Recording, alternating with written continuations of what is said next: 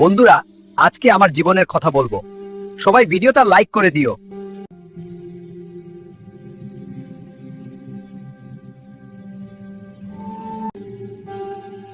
আমি গরিব মানুষ, নিজের জন্য কিছুই চাই না। আমি চাই আমার ছেলে যেন পেট ভরে খাইতে পারে।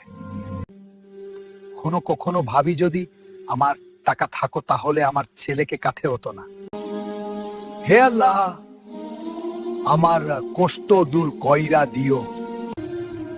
আমার ছেলেটাকে মানুষ কইও যেন আমায় দেখতে পারে।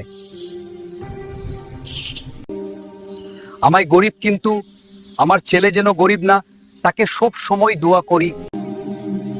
হে আল্লাহ, তুমি আমার ছেলেকে টিচার বানায়া দিও, যেন সবাইকে শিক্ষা দিতে পারে।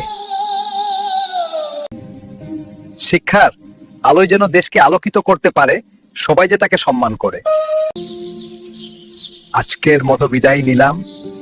আল্লাহ হাফেজ, সবাই ভালো থেকো।